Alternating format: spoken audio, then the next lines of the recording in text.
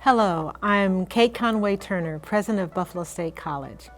I'd like to welcome you today to the Dart Street Project virtual public exhibition. In February of 2019, we partnered with the City of Buffalo, entering into a designated developer agreement with an affiliate organization of our Buffalo State College Foundation, the BSCR Corporation, to reimagine 166-170 Dart Street, the current auto impound lot location that sits adjacent to our campus. Under the designated developer agreement, BSCR has been charged with developing a plan for the parcel before ultimately presenting the plan to the Common Council for their review and approval. Today's public forum is a significant milestone in that process. As an anchor institution committed to civic and community engagement, we're excited to improve the western portion of the campus while also providing new and unique opportunities for our students and contributing to the revitalization of Buffalo's west side. 3 developers, Colby, McGuire, and Uniland, have created concepts we will look forward to seeing today. And I'm sure you'll agree that these possibilities will be very exciting. Thank you for taking the time to view them with us. Your feedback tonight and in the coming weeks will help us make our final concept recommendation to the Common Council. We take our role as an anchor institution seriously, especially when there's an opportunity to provide a public space that will energize the West Side and provide a lasting benefit to our great city. And we know that whatever concept we ultimately choose will be one that we can all support with pride. At this time, I'd like to thank the individuals who have been instrumental in making this project a reality. They include today's moderator and special advisor to the Dart Street project, Bob Shibley, City of Buffalo Mayor Byron Brown, the Dart Street Advisory Committee members, the Black Rock Riverside Alliance, and the developers who are presenting their proposals to you today. Finally, I'd like to acknowledge all of you who are participating in this public exhibition. We look forward to your feedback and thank you again for joining us. So thank you, President Conway Turner, for that framing of this discussion. I want to remind our audience out there that you can ask questions of us at dartstreet@buffalo.edu, dartstreet@buffalo.edu, or text us at 716-309-4365, 309-4365. Your comments and questions are what's going to make this work, so please bring them on. It's now my pleasure to introduce to you the mayor of our city of Buffalo, Byron Brown.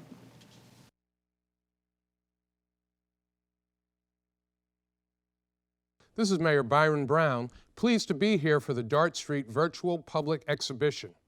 Public aspects of this exciting project were paused in spring 2020 because of the COVID-19 pandemic. During this online event, we will hear from 3 development teams who responded to the request for proposals. Each will showcase their vision for the 8-acre site on Dart Street. This is going to be a great update. I want to thank Buffalo State College President Dr. Catherine Conway Turner and the college affiliate BSCR Corporation for keeping this project moving forward.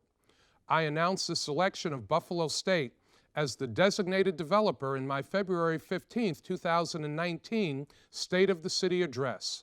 For some time, my administration has been planning to relocate the city's auto impound facility and put Buffalo State College in the position to lead the community conversation about the best use for the site that benefits the college and the surrounding communities. I fully support Dr. Conway Turner and the SUNY Buffalo State Board and staff and have no doubt they will use this process to come up with a creative and fitting use for this highly visible site. Today, the public will get to see 3 different development plans and offer feedback. I thank those who responded to the RFP and look forward to the revitalization that's ahead for this site being led by Buffalo State, one of our city's great anchor institutions, and for Buffalo's West Side.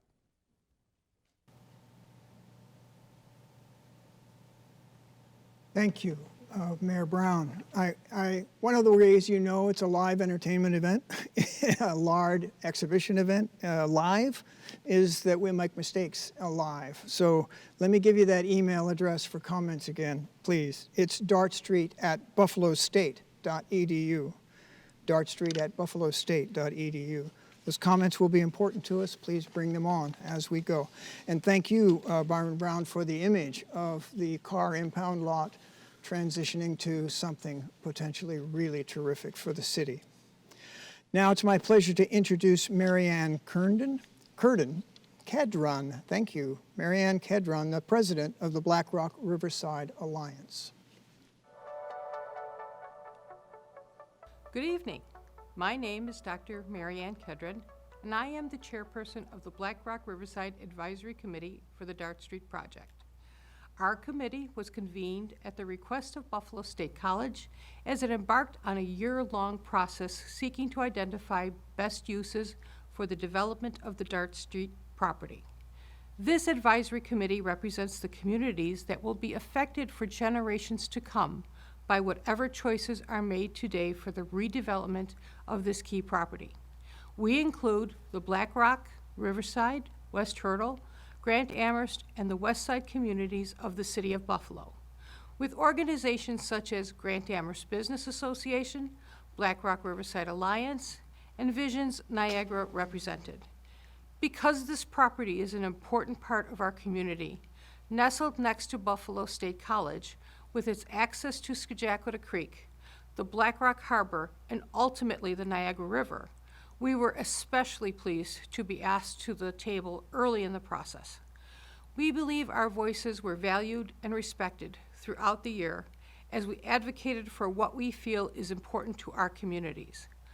Our guiding principles included raising the profile and value of our Scajaquada Creek, promoting and integrating green spaces where possible, recognizing the value of our Buffalo State College partners, advocating for the health and quality of life of our communities, and promoting economic growth that will benefit all our community members. We thank Buffalo State and the City of Buffalo for its inclusive and visionary process, and we believe the resulting responses to the request for proposal you will see tonight are reflective of all our hard work. As always, we believe we are better when we work together for all. Thank you and enjoy the evening. Thank you very much, Marianne Kedron and the Black Rock Riverside Alliance. It's now my pleasure to introduce Lori Barnum, who is the Vice President for Finance and Management at Buffalo State College. Lori?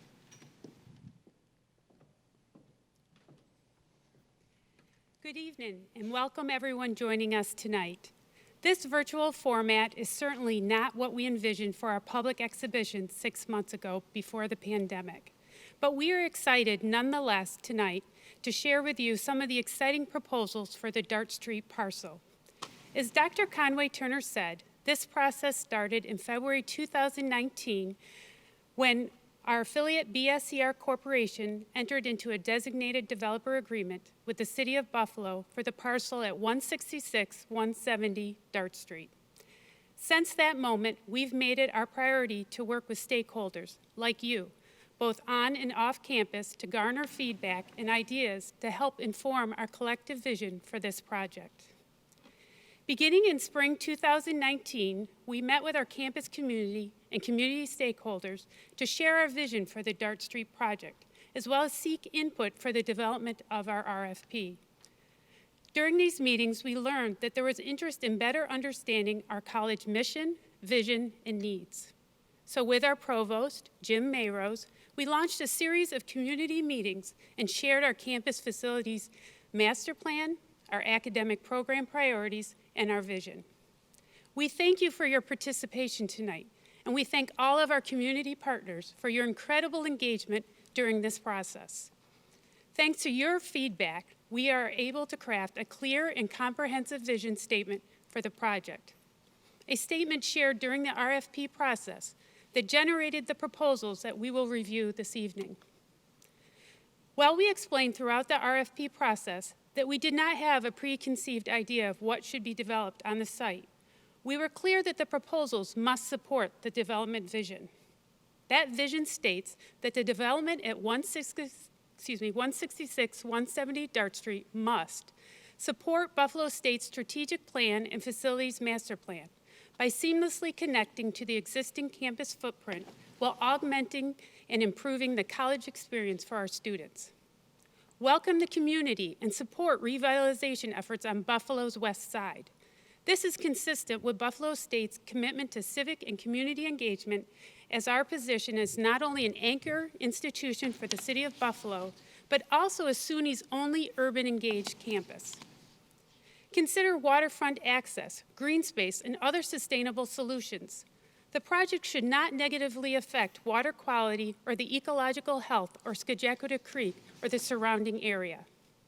Enhance the appearance of the campus, neighborhood, and city, especially for those traveling along the western end of the New York State Route 198.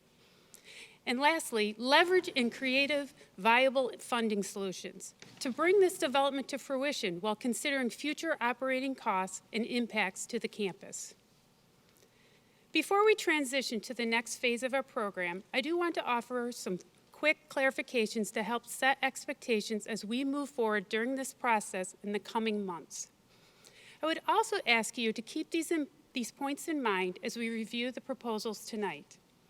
Although the BSER Corporation is a designated developer on this project, it should not be assumed that the Buffalo State College will eventually be the primary owner of or have financial participation in the final project.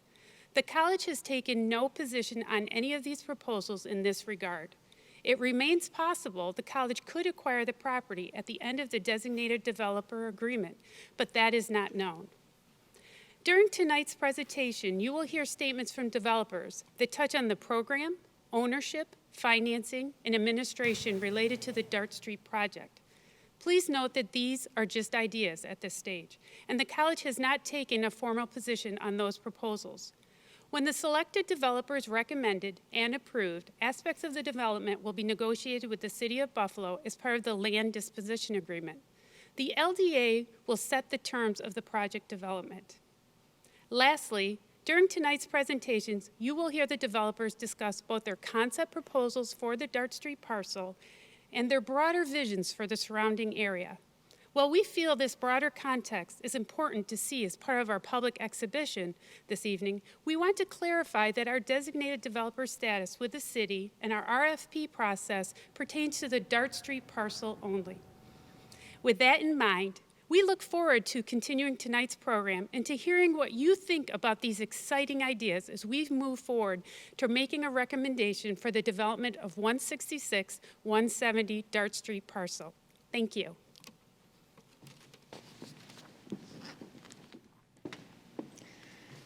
Thank you, Lori Barnum.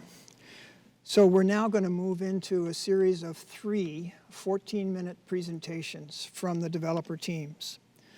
I want you to remember, please, any questions you have about the way we've set the frame and the information provided by our first 4 speakers welcoming you here. Please write to dartstreet@buffalostate.edu or text us at 716-309-4365. Now we're going to start one team at a time, and our first presentation is from Team Colby, the Colby Development, LLC. Hello, my name is Bob Biniskevich. On behalf of the collaborative team of Sportstar Capital Incorporated, Carmina Wood Morris DPC, Environmental Design and Research DPC, BlackRock Rail LLC, and Colby Development LLC, it's our pleasure today to introduce to you our concept which we call the WEST Plan. WEST is an acronym for Westward Expansion, Sportsplex, and Tonawanda Street. Each of these elements plays a role in our concept. The centerpiece of our proposal is the Buffalo State Sportsplex, an indoor field house serving the needs of both Buffalo State College and the general public. Demand for sports playing fields available to the public is high. Buffalo State College has emphasized the necessity of financial self-sufficiency when evaluating proposals. We anticipate that user fees will fund the financing and operation of the Sportsplex. Jonathan Morris, principal architect of the project, will speak to you in a moment about the proposal in detail. But first, I'd like to introduce you to our team. The primary developer for our Sportsplex is Sportstar Capital Incorporated. Sportstar, in a private-public partnership with the town of Welland, Ontario, developed the Young's Sportsplex, a $15 million, 120,000 square foot facility. That facility features indoor tennis, soccer, football, lacrosse, rugby, frisbee, baseball training, and golf driving. Designed to be as flexible as possible, that Sportsplex is functionally similar to the proposed indoor field house for Buffalo State College. Specific uses and features will be determined in collaboration with Buffalo State College and in response to market opportunities in the region. Carmina Wood Morris, project architects, have completed numerous projects in the Buffalo market. Jonathan Morris, principal architect for this project, was also the architect for the Lafayette Hotel restoration and the Tishman building conversion. Giona Palercio, John's collaborator on the West proposal, is project architect of the new condominium project at 1111 Elmwood Avenue at the corner of Forest. Environmental Design and Research DPC is responsible for our site master plan and for the landscape architecture of our plan. Black Rock Rail LLC is the owner of railroad rights-of-way connecting Dart Street to Tonawanda Street. And Colby Development LLC, the firm with which I'm affiliated, offers commercial real estate brokerage and property management services as well as real estate developmental services. Colby Smith, founder of Colby Development, has more than 30 years of executive experience in commercial real estate development. Here are some of the projects recently overseen by Colby. The Chautauqua Center, Jamestown, New York, $15 million. AP Lofts, Larkinville, $26 million residential conversion. Elmwood Village Charter Schools, Hurdle Avenue, and Days Park. And we are pleased to be the developer's representative for the $40 million redevelopment at Silo City, breaking ground this fall. Without further ado, I'd like to introduce lead architect for the West proposal, Jonathan Morris, principal at Carmina Wood Morris. John? Thanks, Bob. It's great to be here today and representing our design team as we run through this details of our concept. The Buffalo State College campus is bounded by Elmwood Avenue to the east, Rockwell Road and the Richardson Complex to the south, Grant Street to the west, and the Scajaquada Creek and Expressway to the north. The college is configured in a classic campus design of quadrangles and nodes connected by pedestrian pathways with vehicular traffic kept to the perimeter. Bengal Walk is the primary pedestrian spine running east-west through the campus with circular nodes at intersections with other walkways and at major facility entrances, like the sports arena. The west end of Bengal Walk is the Student Union at the heart of campus. At its eastern end, at Grant Street, truncates Bengal Walk at a small brick paver circle. While the new Alumni Center at Grant Street and Rockwell Road has marked a major vehicular entrance to campus, the campus's primary pedestrian spine ends at the street. This development opportunity represents a watershed moment for Buff State to expand their campus westward to the creek and redefine Grant Street as a corridor through the campus instead of a containing boundary. The east end of Buff State's campus is anchored by the iconic Rockwell Hall, the Birchfield Penny and Albright Knox art museums, marking the cultural end of the campus. The campus's west end is marked by the sports arena and the football stadium, the athletics end of campus, and in between are the academic, student services, and residential buildings where daily campus life thrives. And what we heard from the college was that classrooms, housing, and parking needs were all adequately met by existing facilities. And the only thing lacking was more open green space and fields for students' casual and organized activities. In keeping with the campus plan and in response to those needs, our West proposal establishes a major new student activities and athletics building, pulling the Bengal Walk western terminus across Grant Street into a major new outdoor plaza that celebrates entrance to the Buff State College campus from the north. The building replaces current open parking lots along Grant Street, configured alongside the campus safety building number 50 to embrace the new public open space and establish a built edge along the street. Linear roof monitors bring an abundance of natural light into the building. The new Sportsplex facility will house an NCAA-compliant 400-meter track and field venue with an infield large enough for collegiate soccer, lacrosse, or even an indoor practice facility for Bengals football in inclement weather. Divider nets can partition the field to allow for multiple simultaneous functions. Grandstand seating for 2,600 spectators and an elevated mezzanine encircling the entire field provide ample opportunities for viewing events, informal gatherings, and an indoor walking circuit. Concessions, gear shops, coaching offices, training rooms, locker rooms, toilet facilities, and other support spaces allow for a fully functioning, multifaceted athletic plan. The marrying of the new Sportsplex to the University Police Building 50 is a strategic planning decision. The main drop-off loop for the Sportsplex incorporates the vehicular access to Building 50 and encircles the pedestrian plaza at the west end of Bengal Walk. The plan provides clear wayfinding and 24-hour surveillance of activities at this end of campus. The indoor street alongside the University Police Building extends the campus pedestrian spine through to the outdoor field and Skajakwita Creek beyond, expanding campus walkability in a barrier-free and inclusive environment.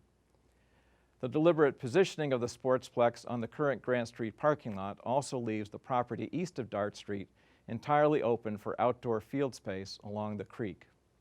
We are showing a USA baseball compliant field with grandstands that could allow Buff State Athletics to implement a men's Division III baseball program to complement their women's softball program. An outdoor viewing deck above the right field fence is accessible from the Sportsplex mezzanine, and lights on the baseball field highlight the western portion of campus at dusk and evening, especially when viewed from the Skajakwita Expressway. This rendering also shows how our west development extends the Rockwell Road Parkway across Grant Street as a similar Letchworth Parkway, running past the new Sportsplex facilities around a traffic circle at Dart Street and continuing on Wayne Bacon's land across the rebuilt Skajakwita Creek train trestle and extending all the way to Tonawanda Street. The creek crossing offers an on-campus launching spot for small watercraft, and the new road offers through-street access between burgeoning developments along Niagara and Tonawanda Streets and Elmwood Avenue. We believe this connection opens the door for possible development of 7.5 acres of vacant land along the new road west of the creek and would encourage future development along the Grant Street corridor. Buffalo State College, connected by this enhanced street grid, will be a driver of this demand, with the Grant-Rockwell intersection no longer just marking the southwest corner of campus, but signifying a major crossroads within the campus. Please note that while Rockwell Road is privately owned by the college, we envision the city of Buffalo owning the improved Letchworth Parkway. We do not expect that upgrade to fall within the scope of Buff State's responsibilities.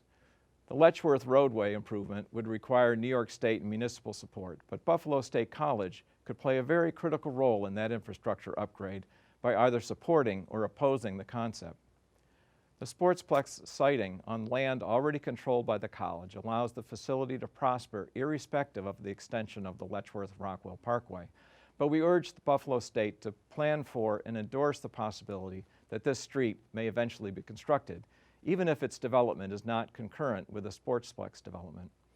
Make your development future-proof by planning for it now. The other real estate development potential centers on the remaining parcel at the corner of Letchworth and Grant Street.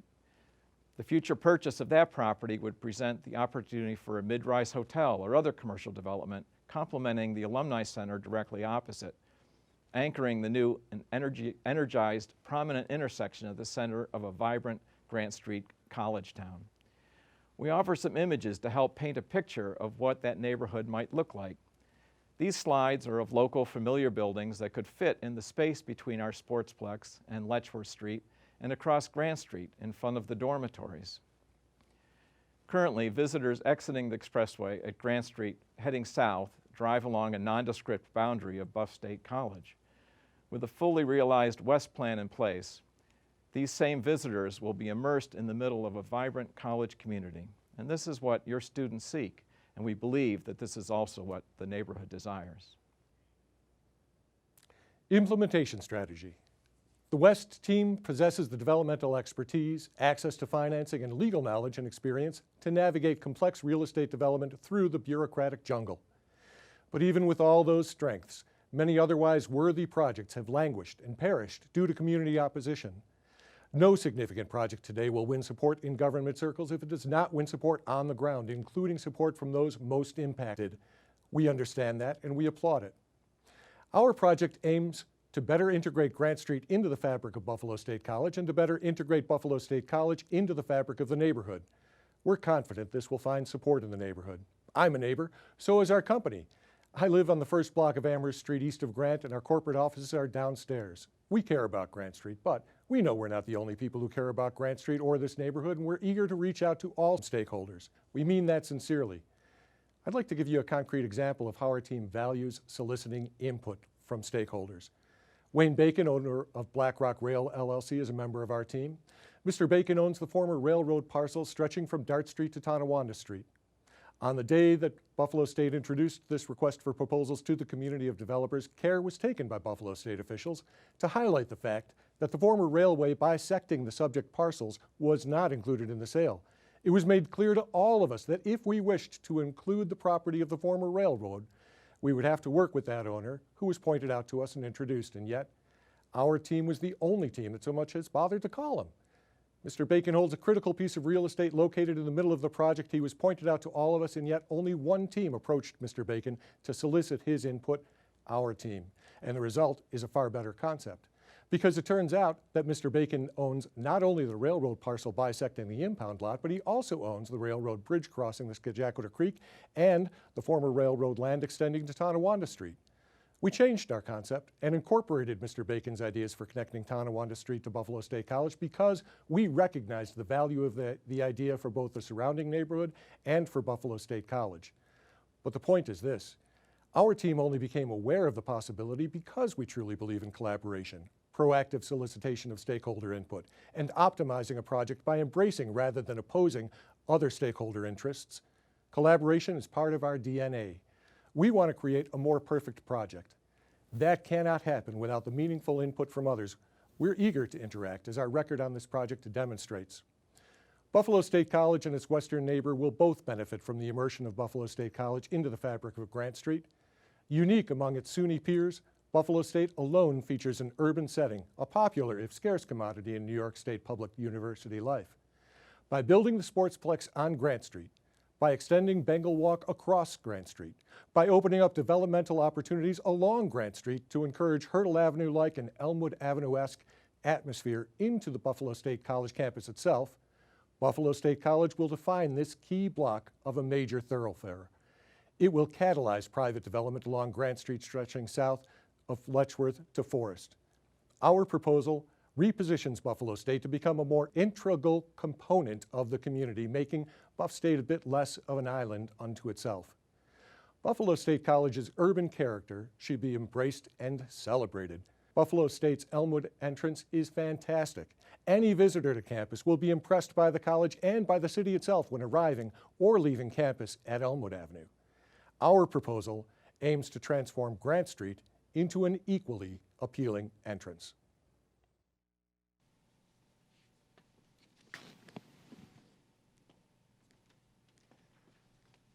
Thank you, Team Colby and the West proposal. Our second team today is, we'll call Team McGuire. It's McGuire Development Company. Let's hear from them. Good evening.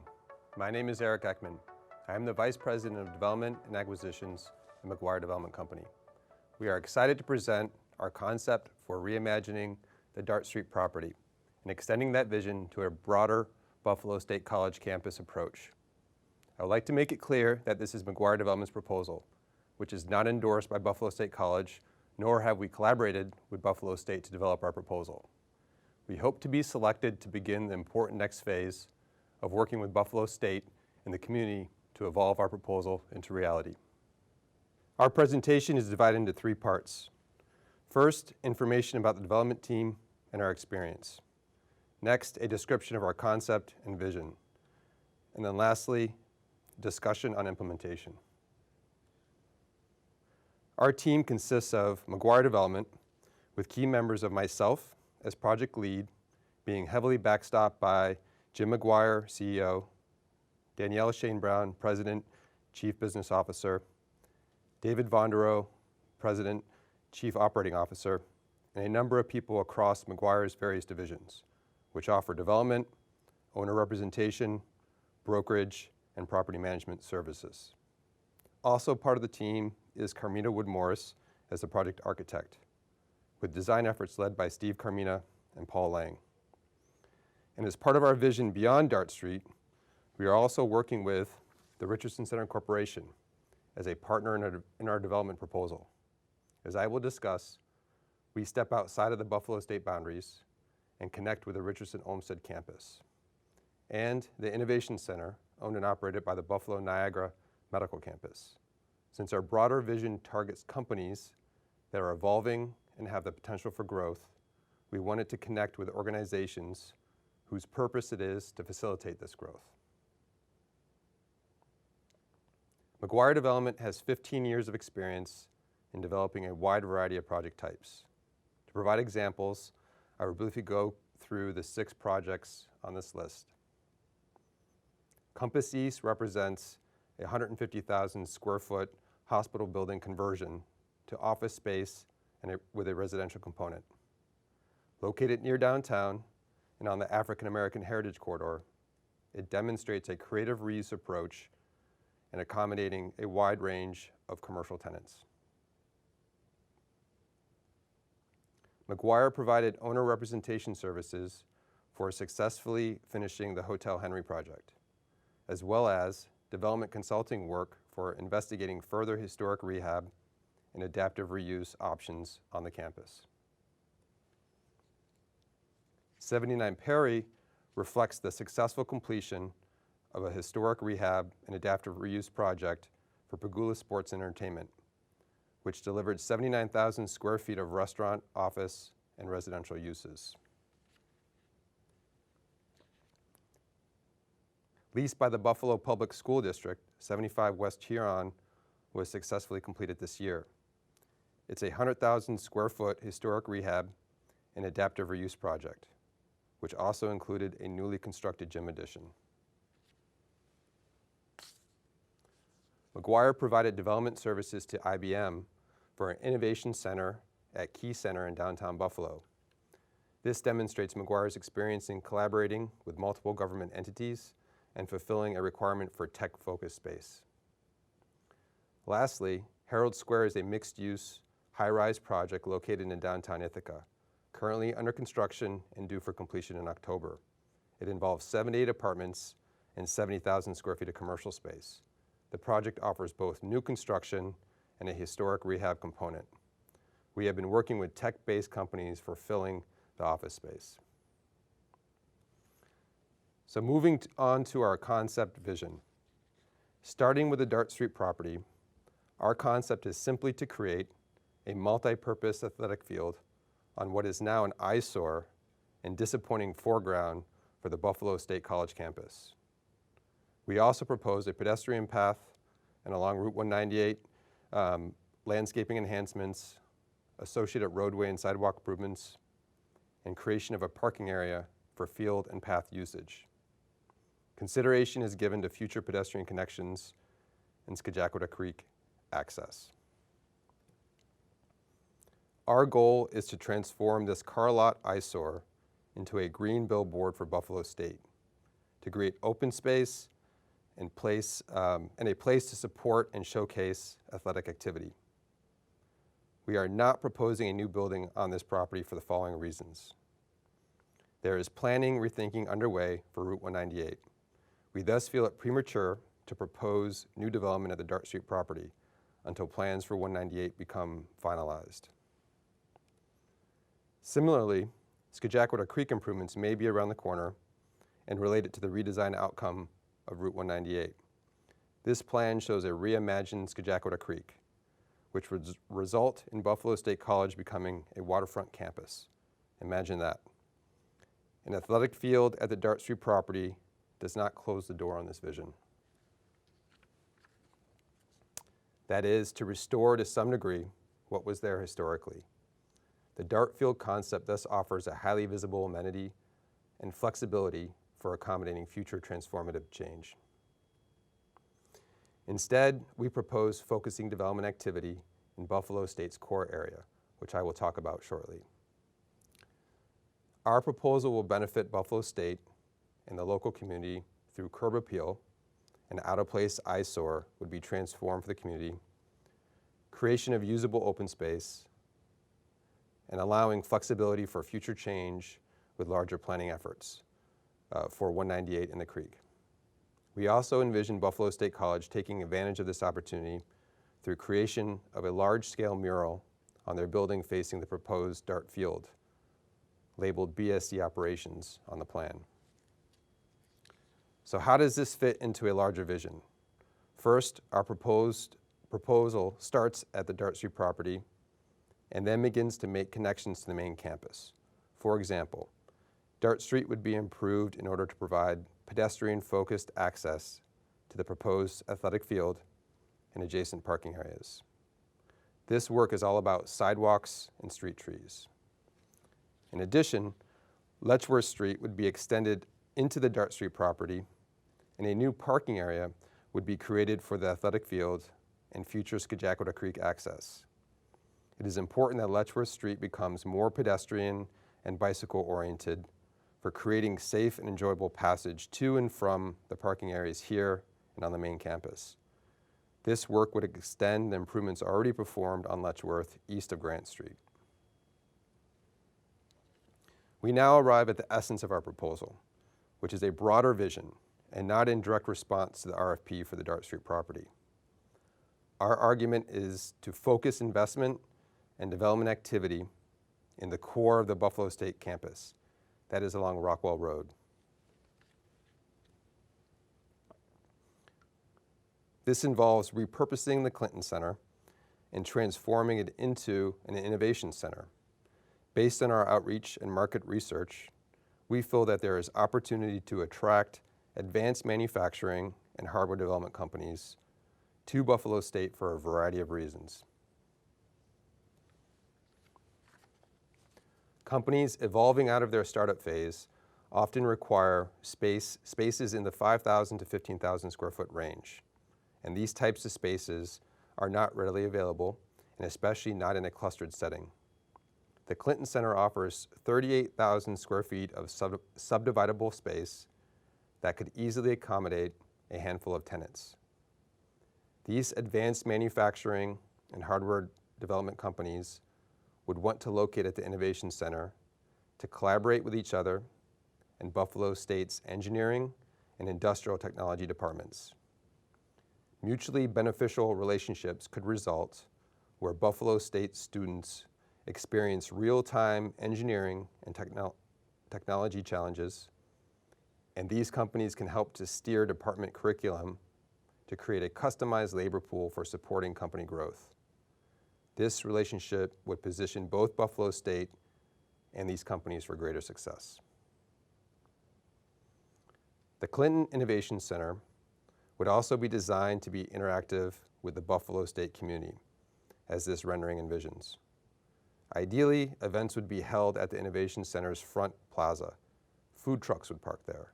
Companies would showcase their products. Building transparency would allow for glimpses of manufacturing processes. A test yard facing Hotel Henry could be alive with activities extending out of the building. With the success of the Clinton Innovation Center, this could trigger further development activity in partnership with the Richardson-Olmsted campus. As shown in this plan, the barn, an existing and dilapidated building already there, could be historically rehabilitated and adaptively reused as a food hall. The new construction 200-acre hub complex could support creative office and additional advanced manufacturing spaces. The concept behind the office space is that the advanced manufacturing companies would consolidate their office requirements together so the manufacturing space could be more efficiently used but still be in proximity.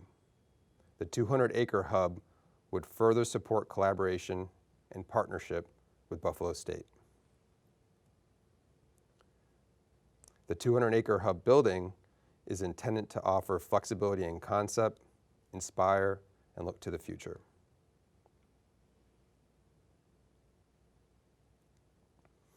This diagram shows the opportunity that the Rockwell Innovation District would accommodate. That is, providing step-up space for growing advanced manufacturing and tech-based companies. The attraction for these growing companies to locate here is because of the strong relationship with Buffalo State and a connection to the local community of incubation and startup spaces. This diagram shows how the Rockwell Innovation District depends on participation by both Buffalo State and the Richardson-Olmsted campus to fully realize the vision. In summary, our vision for the Rockwell Innovation District has the following goals. First, connect advanced manufacturing and creative companies directly with Buffalo State College. Next, transform Rockwell Road into a local business and community hub. And lastly, facilitate functional and visual connections between Buffalo State College and the Richardson-Olmsted campus.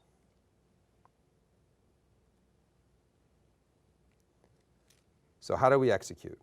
Our vision will evolve as we continue with the community engagement process, starting with any feedback received and continuing through to plan finalization. Our steps will involve initial outreach, most importantly, working with Buffalo State, since they have not yet been at the table for crafting this vision and plan. Interfacing with community organizations to receive feedback and develop ideas.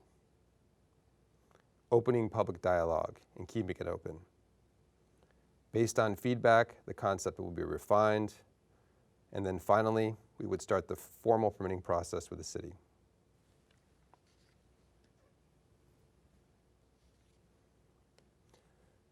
Our project is about incorporating Buffalo State and the Richardson-Olmsted campus into a broader vision for the region.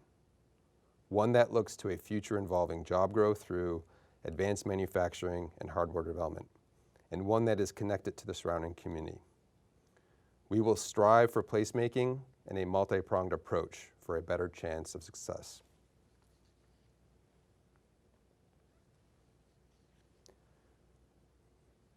Here's an example of the groups and organizations we spoke with in creating this proposal, and who we continue speaking with as we move along. This list would also be expanded.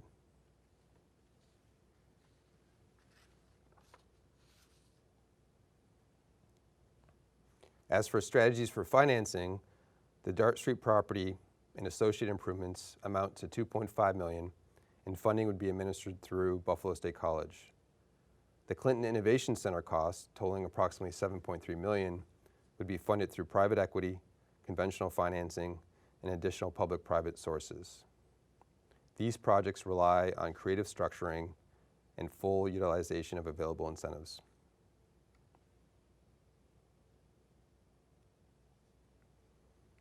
We thank you for your time and consideration and look forward to receiving your feedback. We hope that this is the beginning for advancing what we think is a very exciting project. So we thank McGuire Development Company for its Rockwell Innovation District proposal. Our third and final presentation this evening is from the team Uniland, and we will hear from them now. Good evening. My name is Kalina Kane, and I am the Director of Real Estate Development for Uniland Development Company. The West Scajaquada and Black Rock Harbor corridor is an important part of Buffalo's recreational trailway and waterway system, and the Dart Street site borders an urban anchor institution, Buffalo State College. We view this development as a catalyst for the rejuvenation of West Scajaquada and have crafted a plan that is guided by and builds on the vision articulated by community organizations and the City of Buffalo.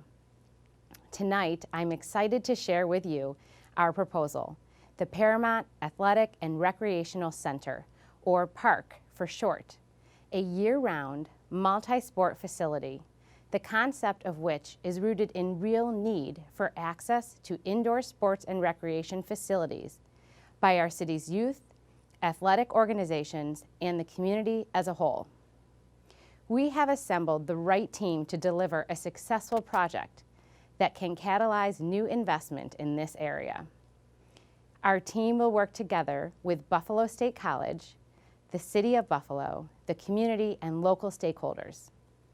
Uniland has completed many notable projects, such as the Delaware North Building and Avant, and is one of the largest real estate development firms in Western New York. We have developed over 13 million square feet and have over 7 million square feet currently under management. Uniland is vertically integrated in order to offer a seamless, one-stop real estate solution, including development, design, financing, construction, project management, property management, and maintenance. This gives us a unique, multifaceted approach to all of our projects. The Uniland team will be led by myself as Director of Development and our CEO, Michael Montante, with our combined experience of over 45 years in developing successful projects in the Buffalo area. Our Vice President of Construction, Planning, and Design, David Riley, will oversee all aspects of the construction process to deliver a high-quality project based on his 40-plus years of experience. Kevin Kirk, our Director of Planning and Design, is leading our design team and effectively translating our collaborative vision into reality. Uniland is working with our partners at Paramount Athletics and Recreation to ensure that the project has competent management and sustainable operations. Co-founder Asani Samuels is a former Division I soccer player with Canisius College and played professionally with the Rochester Rhinos, where he was named MVP in their 2015 championship season. He has a decade of experience in local youth athletics and is technical director for Delaware Soccer Club. Anthony Habib brings many years of private sector experience to the sustainable business operations of Park. He is the board chairman of Pelicano Specialty Foods, former owner of Petrie Baking Products, and has invested in multiple local businesses. Anthony has contributed to numerous philanthropic causes and serves on the boards of multiple local organizations. Specific to sports and recreation, Uniland has a proven track record of delivering quality sporting and recreational developments, such as the $14 million expansion to Canisius High School, including the Bernard J. Kennedy Fieldhouse on Delaware Avenue, as well as a $2.1 million addition, including a gymnasium to the former Holy Angels Academy. We're excited to use our know-how to create an exceptional recreational experience on Dart Street. Without further ado, I'd like to introduce you to Park, the Paramount Athletic and Recreational Center, a year-round facility offering indoor and outdoor sports, open to community members of all ages and surrounding athletic organizations. The field house includes a turf field for sports such as soccer and lacrosse, and a multi-use gymnasium for a variety of hard surface sports, including volleyball and basketball. Planned amenities include locker rooms, team meeting spaces, batting cages, and a yoga studio. An outdoor field covered with high-quality turf can be utilized for a wide variety of field sports, like field hockey and ultimate frisbee. Park includes a recreational rental building for bicycle, kayak, and canoe rentals, and a water launch providing opportunities to access the Scajacquada Creek and nearby waterways. I'd like to introduce our project partner and Park co-founder Asani Samuels to share more detail about Park. The idea for Paramount Athletic and Recreational Center, or Park for short, came from my experience in Western New York athletic community. Over the last decade, I've played Division I college soccer for Canisius College and professionally for the Rochester Rhinos. Throughout my time in college, I was a volunteer coach for a variety of local soccer organizations, including Delaware Soccer Club, Kenmore Soccer Club, and the Western New York Flash. Since returning to Buffalo in 2017, I've served as the technical director of Delaware Soccer Club. One of the biggest limitations that stuck out to me during my time as a player and organizer was the lack of quality athletic facility in the city of Buffalo. We understand that the most important part of the success of a new athletic complex is the management and programming. That's why I've leveraged my years of experience and many relationships within the Western New York athletic community to develop park concept and the business plan. And will use those resources to recruit professionals with experience in sports complex management to implement our operations plan and cultivate a positive, inclusive atmosphere. Our plan includes forming strategic relationships with local youth, middle school, high school, collegiate, amateur, and professional athletic programs to sustain operating hours much longer than most facilities in the Buffalo area. One of the biggest hurdles to creating a sustainable indoor athletic facility is filling field time during the typical workday.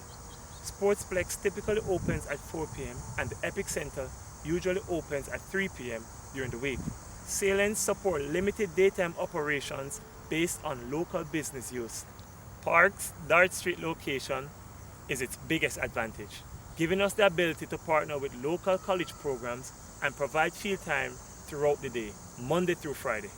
We expect colleges to utilize the space for practices, games, ID camps, tryouts, clinics, and tournaments. Our goal is to create a multi-sport community hub with all-day programming and activities throughout the week. In addition to fields and gymnasium space, the facility will be able to host a variety of events, from birthday parties to corporate team building outings and even large community events like charity walk or runs. A yoga studio, golf simulator, batting cages, locker rooms, and a full-size outdoor field round out the amenities available at Park and make the facility a true hub for athletics in the city of Buffalo. We believe that Park will be an instant hit in Buffalo, hosting a wide array of events and activities throughout the week, and will provide a unique experience accessible to all athletes and sports organizations in Buffalo. Thanks, Asani. Let's take a look at the proposed conceptual site plan. An approximately 64,000 square foot indoor field house and outdoor turf field will be built on 8.8 acres at Dart Street. To provide easy access for parents, a drop-off area is located directly in front of the field house entrance. Parking is located throughout the site, at the drop-off area, near the outdoor field, and during peak hours on nights and weekends, we plan to share parking on Buffalo State College's underutilized adjacent parking lot. Our estimated project timeline, based on project award by the end of 2020, would put us at an estimated opening in June of 2022, well past our current concerns with the COVID-19 pandemic. Before we landed on an athletics and recreation concept for Dart Street, our team began by assessing our community's needs. We reviewed plans and studies from Buffalo State College, the City of Buffalo, the Wilson Foundation, and the Black Rock Riverside Alliance, and found that new athletic facilities were a commonly identified need. Studies on community health support this need. Lack of exercise is a major factor in negative long-term health outcomes. Numerous reports show that children in our communities do not get the exercise they need to stay healthy. Access to indoor sporting facilities in the city of Buffalo is one of the biggest impediments to year-round activity. The Wilson Foundation funded State of Play report by the Aspen Institute details that in Buffalo there is a pressing need for an indoor sports complex for basketball, volleyball, soccer, lacrosse, and other sports during the winter months. Right now there isn't one. And that existing sporting facilities are older and in need of investment. Erie County has only 4 indoor facilities for field sports, or 1 for every 213,000 people, much lower than other major New York State counties. As you can see here, other major counties in New York State have better capacity for indoor sports, with more facility space per person than Erie County. Only 1 indoor facility is located within the city of Buffalo, the Nardin Academy Athletic Center, which was built to serve Nardin's needs and has limited availability for outside groups. The remaining 3 existing facilities in our region are located in the outer suburbs and are effectively inaccessible without personal transportation, severely limiting access for Buffalo families. In addition to access to recreation for city residents, our proposal provides many community benefits: the cleanup and brownfield remediation of a site that's currently an eyesore, and the activation of large parcel near an important urban anchor institution and a crucial waterway. But one of the biggest benefits of this proposal is that it can act as a catalyst for future development in the surrounding neighborhood. Our proposed conceptual site plan represents what we can do at a minimum within the limitations of the existing site. Now, I would like to share 3 master plans that were developed by our team and not in partnership with Buffalo State College, which represent a broader vision for the site and surrounding parcels. This vision expands on ideas generated by the city and neighborhood organizations and is something that will evolve as we collaborate with the community. Our first proposed conceptual master plan is for a mixed-use neighborhood where commercial and multifamily uses support the city's Tonawanda Street Corridor Brownfield Opportunity Plan to increase density, develop residential infill, enhance employment opportunities, and create a live-work neighborhood along the Scajaquada Creek. Adding new residential infill and commercial uses to the improved water and trailway access expands the concept from live-work to live-work-play. Proposed mixed-use building heights fit within the character of the surrounding neighborhood, and buildings fronting Grant Street improve walkability and vibrancy near one of Buffalo State College's primary entrances. Our second proposed conceptual master plan is another live-work-play mixed-use neighborhood, but is lower density. The outdoor field is moved across the street, and the parcel adjacent to the creek has low-rise mixed-use buildings. This concept preserves a large amount of existing parking for Buffalo State College, but still includes mixed-use infill along Grant Street and increases employment opportunities with new commercial development. Our third proposed conceptual master plan has the highest density, combining mixed-use buildings along the creek and on the existing parking lot. In this instance, the outdoor field is located on a nearby site. Here you can see an aerial blocking plan illustrating the scale and density of this final conceptual master plan. As you can see, our vision is for the Dart Street site to become an athletics and recreation hub, providing a unique node that accesses trailways and recreational waterways connecting throughout our city. Here is a map that shows how Park's Dart Street location is linked to existing pedestrian and bike trails in our city. We propose updating the existing bridge across the Scajaquada Creek to connect nearby pedestrian and bicycle pathways. With a new pedestrian bridge across Scajaquada Creek, people can reach Scajaquada Pathway to the east, connecting to Delaware Park, as well as the Riverwalk section of the Lake Erie Shoreline Trail to the west, which continues south to LaSalle Park, Canalside, and the Outer Harbor. Access to waterways is an equally important part of creating our recreational hub. The rental stand will give access to kayaks, canoes, and stand-up paddleboards so that anyone can spend a day exploring Buffalo's waterways. From the paddle sport launch, users can head south down the Black Rock Canal, paddle their way inside the breakwall and under the Peace Bridge, south to the inner and outer harbors. You may be wondering how we plan to move this concept and vision forward. As you've heard, we've integrated ideas from existing neighborhood plans created by community organizations like the Black Rock Riverside Alliance. We feel that our proposal addresses the wants and needs of the community captured in these documents. If selected, Uniland will work with the community. Uniland has experience working with multiple stakeholders, including the community, to create a collaborative process in order to deliver a successful project for everyone. We plan to engage neighbors, businesses, and stakeholders by holding meetings to present our plans and collect feedback to strengthen our concept. It is an important part of our development plan to refine our concept with the input of community members interested in the revitalization of the former city impound lot. As it relates to our strategies for financing this project, we will bring our experience in sourcing over $2 billion in projects to this development. The funding will include traditional debt, equity, brownfield tax credits, and the use of Opportunity Zone benefits. Our close relationships with a variety of lenders and public sector agencies will streamline a complicated, multi-sourced funding structure.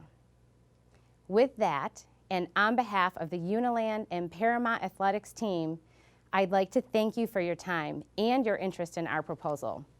We look forward to working with all of you on this unique opportunity to create a vital community asset within the Buffalo, Black Rock, and Buffalo State College communities. Thank you.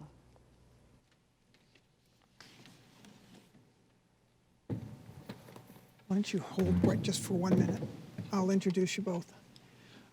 Thank you very much, Uniland, for the Park District proposal. I would like briefly to introduce now two colleagues who are with us today. One, Hal Morris from the Greater Buffalo Niagara Regional Transportation Council, and Lou Haremsky, who is joining us from the Black Rock Riverside Alliance. They will be available to also respond to questions, and we'll bring them up from the audience afterwards. But for now, they will carefully maintain their 6-foot distance and exit stage left. So, ladies and gentlemen, we're now going to change venue and move to panel discussion.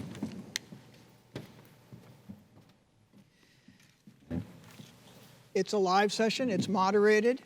It works best if you send us questions to any one of the developers or to our colleagues from GBNRTC or from Black Rock Riverside Alliance or from our kind of leadership team from Buffalo State College. To ask your question, please send it to dartstreet@buffalostate.edu or to the text-to-phone 716-309-4365. To get started, I'd like to begin with a kind of recognition that our audience is made up of people from the Buffalo State College, people whose primary interest is in the Black Rock Riverside and other surrounding neighborhoods affected by a site like this. And thirdly, from the city at Buffalo. Every site has an impact across our city, not just one place. So in that context, you just heard 45 minutes, and it was a lot like drinking from a fire hose. So I'm going to ask each of our guests to respond to each of those three constituencies with what they think the most important part of their proposal is.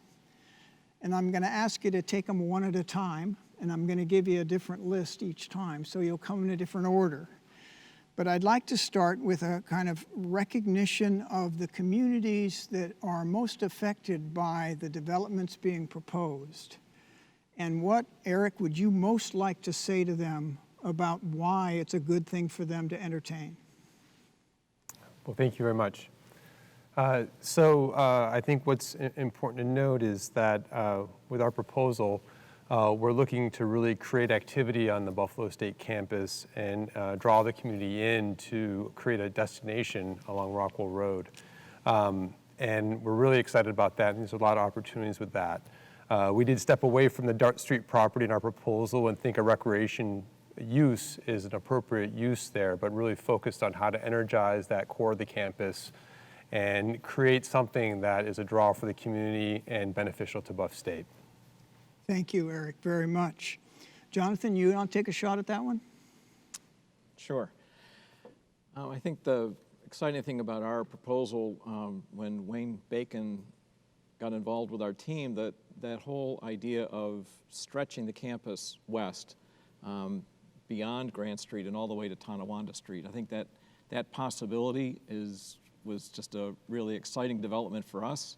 But I think we were, what we're primarily focused on is that connection of the broader city to the Buff State campus and trying to promulgate more development along Grant Street. And we think that the sportsplex that we're showing, while meeting the needs of the college and the community at large, we've heard lots of information about the lack of play space and indoor sports facilities, and I think all three teams have responded to that as a real need.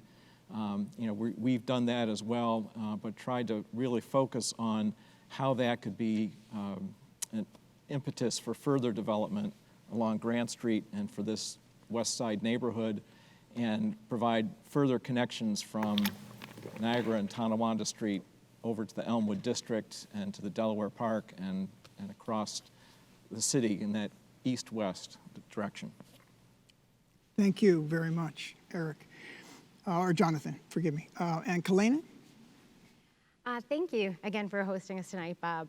Uniland Development Team is really excited to present the park proposal, which we feel like is rooted in addressing the needs of the greater community, including Buffalo State College, but extending into the neighborhoods that surround this critical location.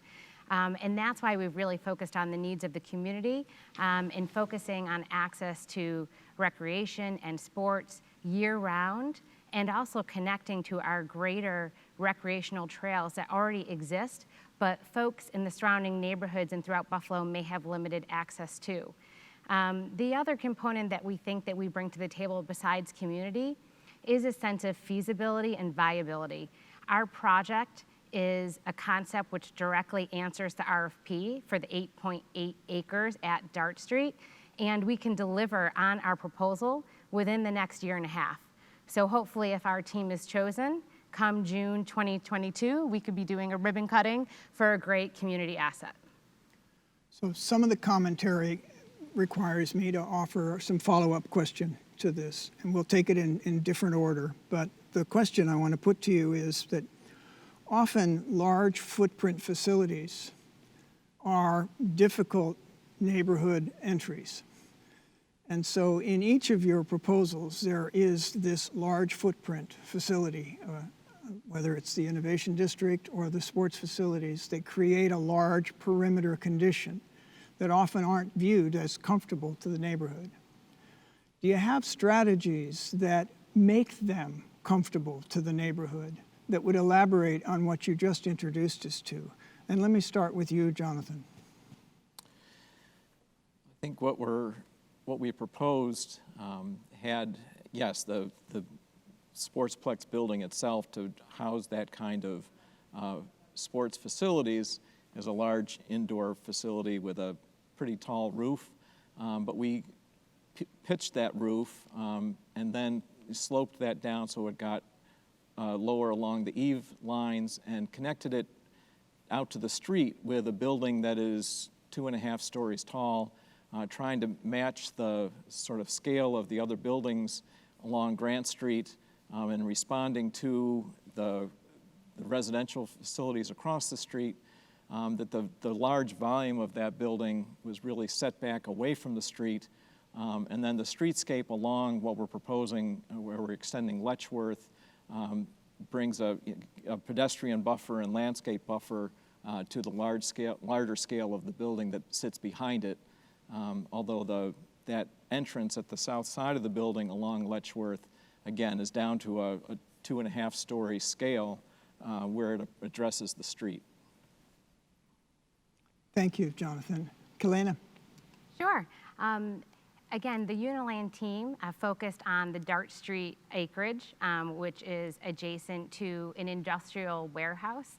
And so we thought it was best to locate the athletic field house adjacent to this property, which really sees less pedestrian activity because of the nature of the current use.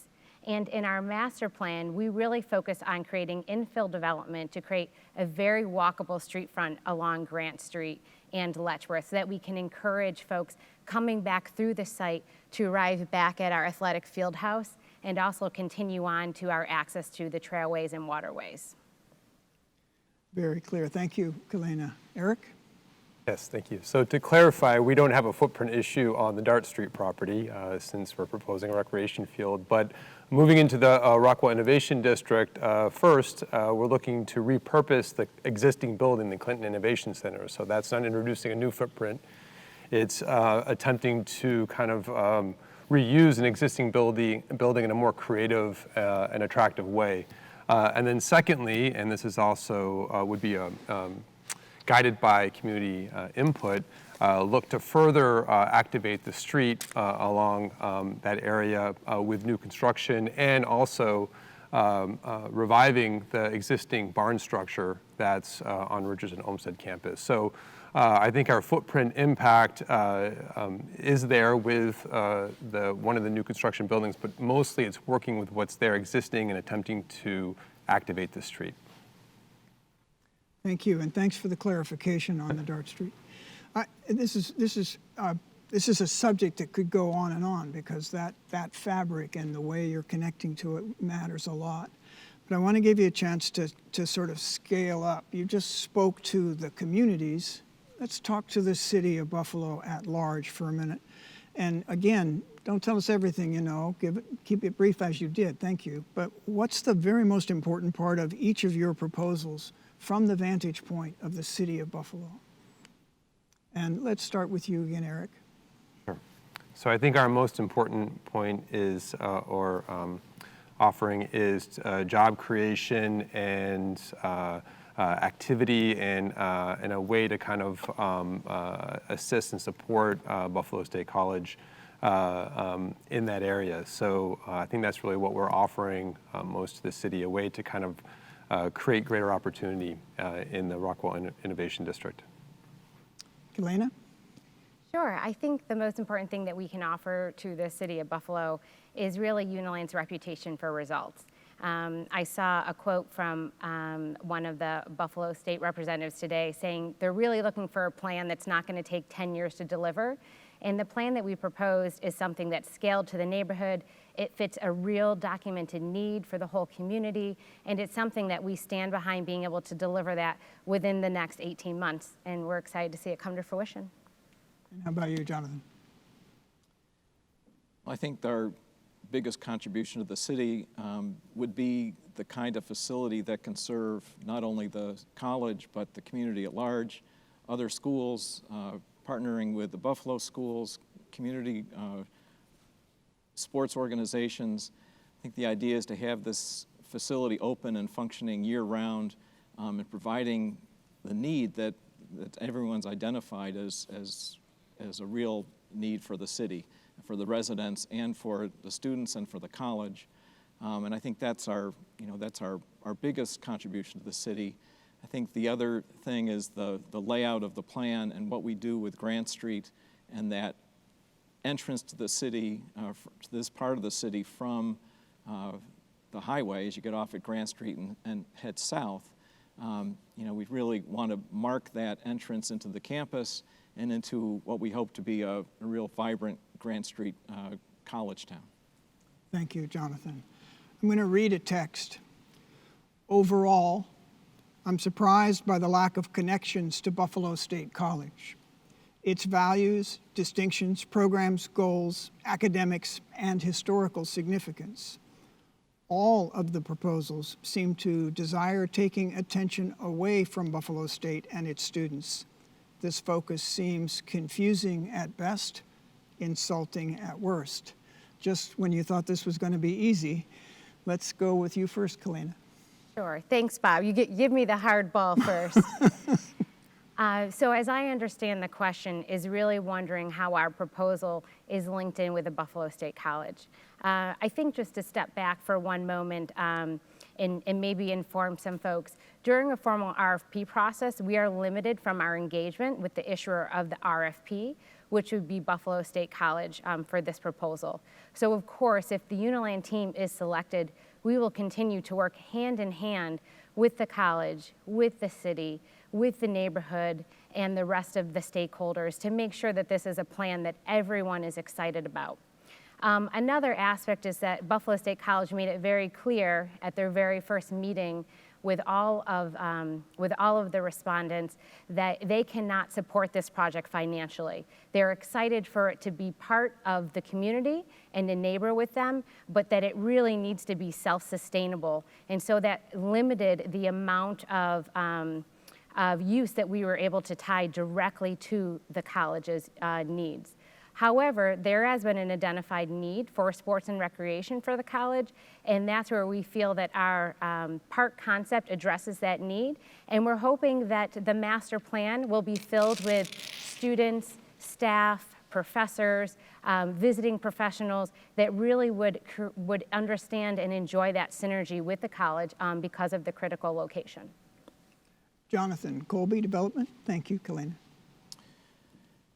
Well, as Kalina said, we were, given a specific piece of property to look at for development, and we weren't, we didn't have the benefit of working hand in hand and programming the facility with the input of Buff State.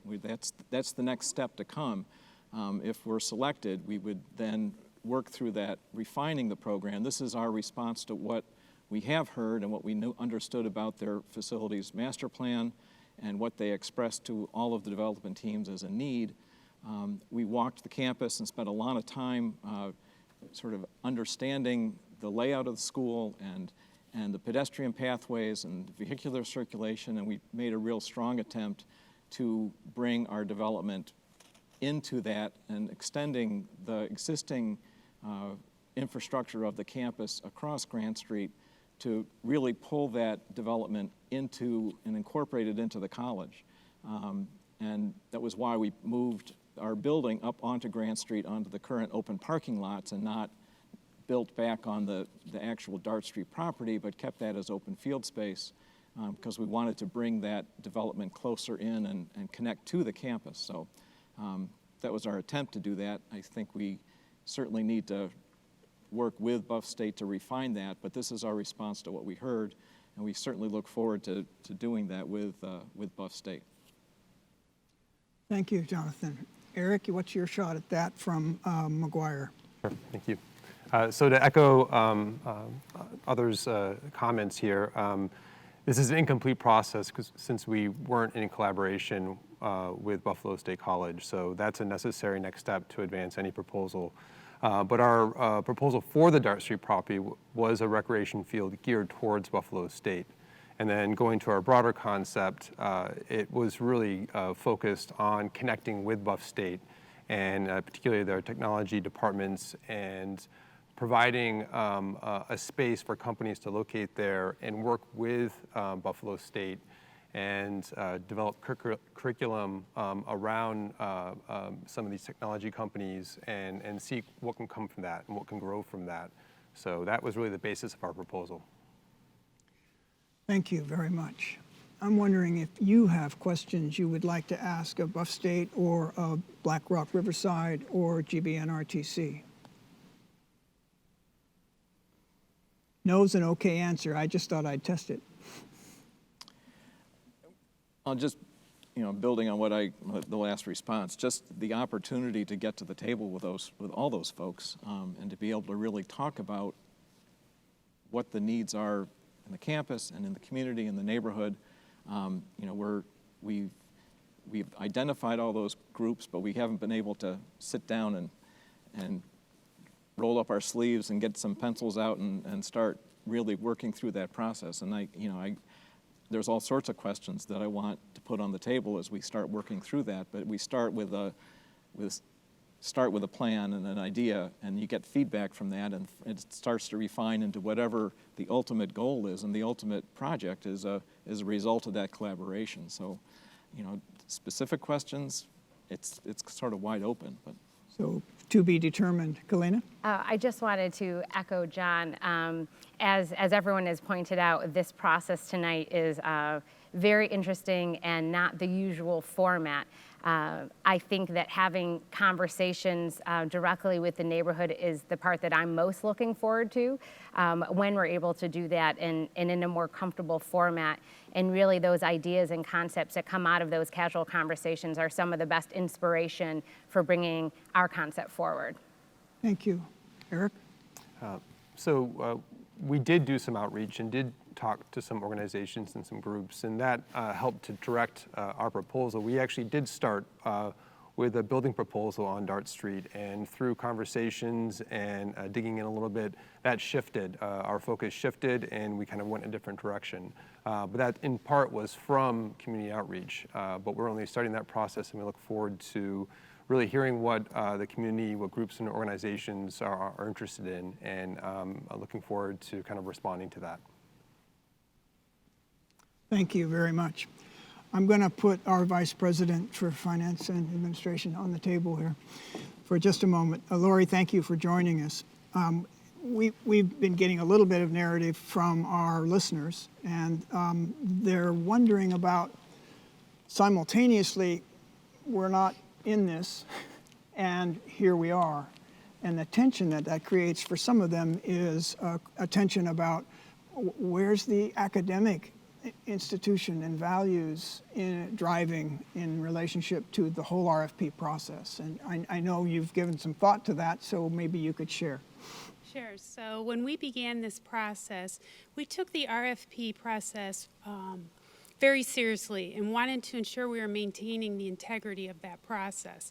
And part of that was we did not want to go out with any preconceived notion that the college had something in mind. We really wanted to allow the respondents and others to come up with innovative, creative solutions for this project.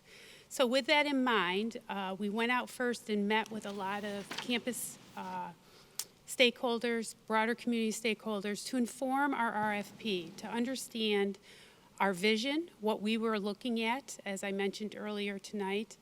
We shared that in the RFP. We also had a respondents meeting where we met with all of them, and with our provost, Jim Mayrose, we went through our academic plan, some of our key priorities and programs that we were working on, as well as an overview of our facilities master plan, including 2 key recent studies to updating that, which was a space utilization study and also a housing master plan, both of which helped to inform some of the information that you're hearing tonight. Thank you very much. That's really helpful. There are still some difficult questions on the table, so hang on. All of us have been embroiled since the killing of George Floyd in a community-wide conversation, and it comes to rest in colleges all across the country regarding things such as anti-racism programming and an understanding of the Black Lives Matter movement. In a way, those conversations affect everything. And one of our listeners, recognizing you've been at this before COVID, now after, and before the social unrest we're now experiencing and the challenges we must face, would you change your proposals, knowing now what you know about the intensity of those circumstances? And this is hard to say who should go first, so I'll ask for a volunteer. I actually volunteered to go first. Thank you. So I think that so much has come to be in our current events since we started working on these proposals. And it's always difficult to try to evolve your concept and your proposal while the ground is moving underneath of you, so to speak. I still feel very confident in our general overall concept because it really is rooted in community need.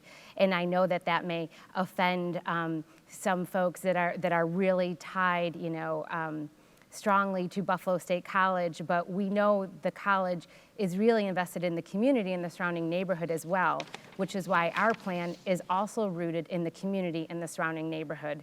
And while an athletic and recreation center may not be able to move mountains, we do think that having access to every single person in the city of Buffalo that can reach by public transportation an indoor year-round athletic and recreation center, whether kids are coming there for after-school programs, whether retirees are walking there during the day, whether it's a K through 12 program that gets held there like a Boys and Girls Club, off-site from the typical school setting, We just think that health and wellness is critical to anyone's advancement in life. And while, again, it may not be moving mountains for social injustice, we think that every little bit helps. And I feel very confident that our general overall concept, rooted in giving that access to the community, and also leveraging our existing trailways and waterways and giving that access on the west side of Buffalo, I think is really important, and I think it's something that can move the needle even a little bit. Thank you, Kalena from Uniland. Eric from McGuire. Sure, thank you. Our proposal is essentially about bringing opportunity, both in bringing companies to the campus and integrating with the campus. So as far as changing what we proposed, that change would come through the community process and through the outreach and working with Buff State. I think that our concept holds because it isn't really formed yet, and it's open for further evolution and interpretation. Thank you. Tough questions are often the best. Thank you very much. I want to put one other question on the table, which is a kind of urban design context question that deals very much with the history of the site you're on. And ask what, if any, responsibility you have for that history and how it might be expressed in the proposal. We heard, for example, the siting decision that we have a warehouse, and so that creates a kind of siting condition that we heard from Uniland as one example of recent history. But this site and where it sits on the Sajaquada is also carries a kind of legacy of 1812 overtures and others, and there's also an ecological context from the creek.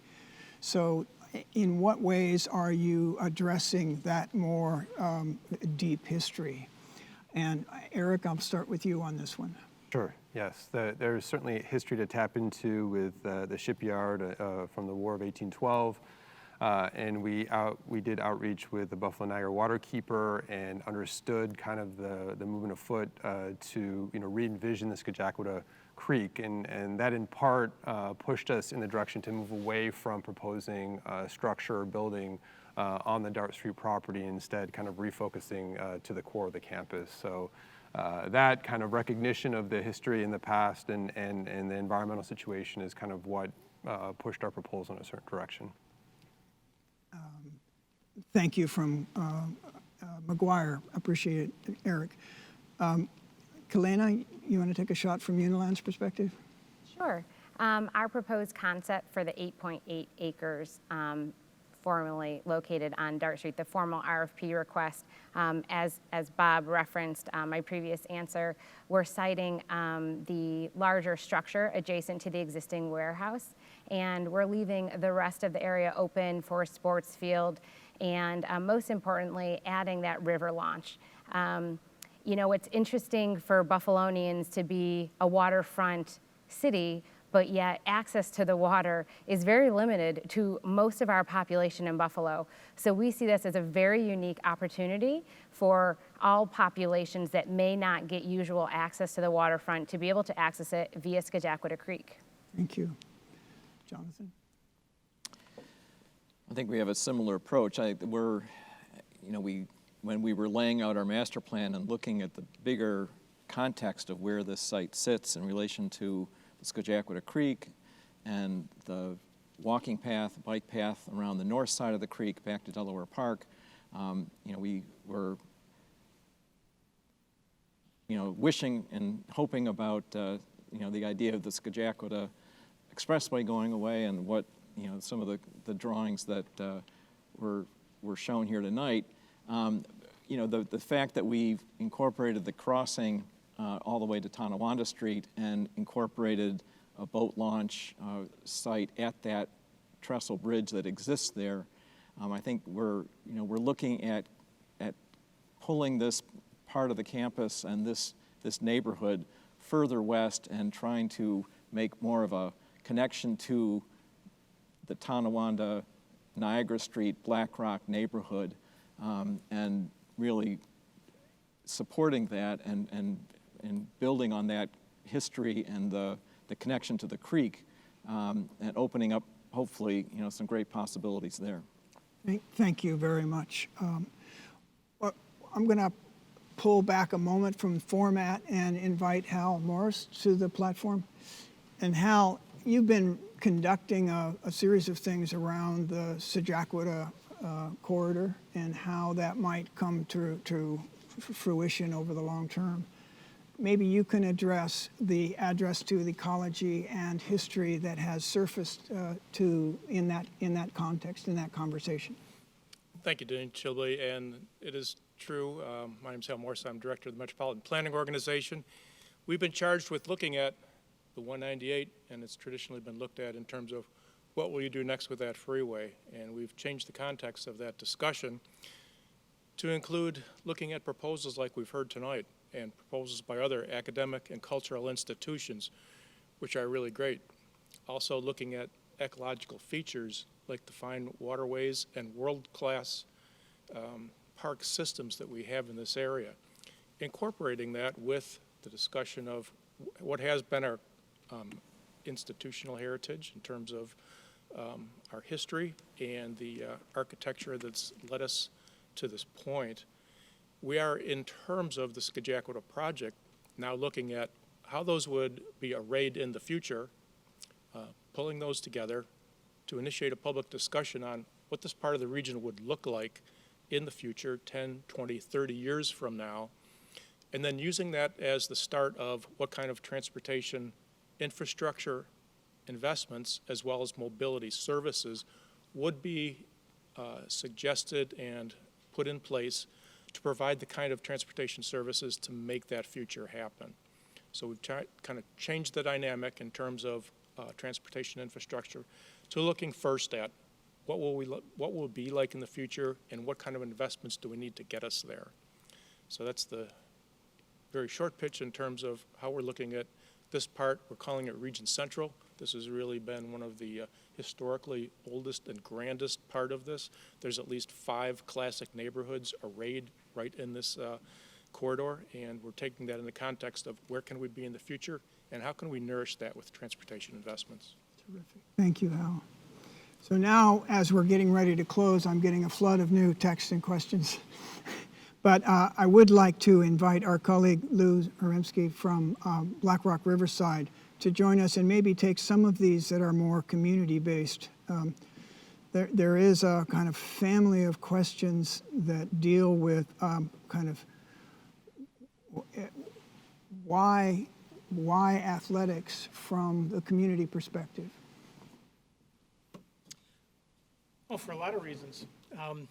I'm Lou Haremsky. I'm president of the Grand Amherst Business Association, but I'm also associated with the Black Rock Riverside Alliance, which we teamed up with several years ago to do a study of the Sajaquita, and we had a reference to several of the proposals accessing that.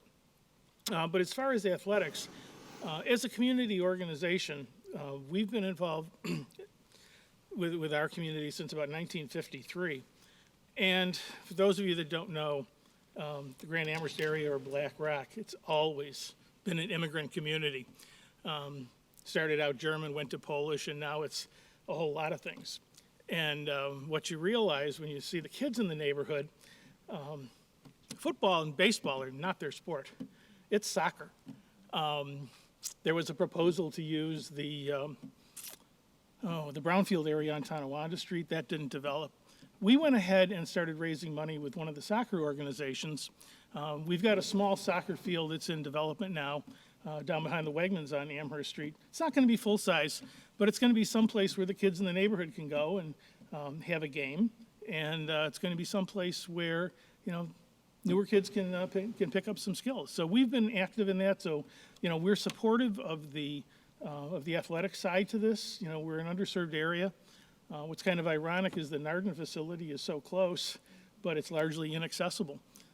They're expanding with a lot of outdoor stuff, which may be helpful to the neighborhood because they've said that they'd make that available if necessary or if available. So I think it's an interesting thrust to it.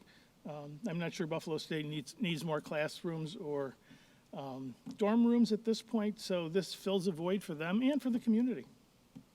So Got it. Thank you very much. That's very helpful. Appreciate it. Colleagues, we have maybe 4 other questions. We're not going to get to them, but I will tell you that they deal with the programmatic dimensions of your proposals. And I think I can speak for all who have spoken today. What you see in these proposals will not be built the way you see it. They will evolve in the conversations to come, and they will be informed by much more and in-depth conversations than we're able to have in this format. You'll have an opportunity to go deeper with each of the individual teams in a session we're about to do in a Zoom room. The way to get there is posted on the Dart Street landing site or via the email you received for this evening's event. So I encourage you to take a 10-minute break when I conclude here, and then we will meet you in those individual rooms where you can speak to each of the development teams. You can go to all 3 rooms, you can visit them one at a time, you can skip between them. The idea is to be able to field those questions directly. The questions we did receive that we aren't able to respond to tonight, we will be responding to as we summarize the results of tonight's event. After this virtual presentation today, the recording and the full presentation and question and answer session will be available tomorrow by a link on our Dart Street Project website. The next steps in the process we're about to engage in is now through the end of 2020, we'll be gathering all information and feedback throughout the entire process to review and formalize a recommendation. There's a survey pending that you can get to through the landing site that will ask you, of the proposals you saw, what would you most like to keep and add emphasis to? What would you like to change? And what didn't you see that you would like to see? So all of that begins some of the conversation that all 3 of our guests have suggested needs to happen as a next step in this work. This recommendation will follow our previously stated review process with a final review and approval of the college president, Dr. Catherine Conway Turner, in her relationship then going forward with the city of Buffalo. By the first quarter of 2021, there is an anticipation that one of these teams would negotiate a local development agreement with the city of Buffalo and with the Buffalo State CR Corporation, and going forward from there, seeking approval for the LDA by the Common Council. All of those represent sort of formal steps in the process and opportunities for still further dialogue. A big next step is the design of the project as we will actually realize it, as opposed to what we saw tonight, which we know it will be modified and is subject to further conversation.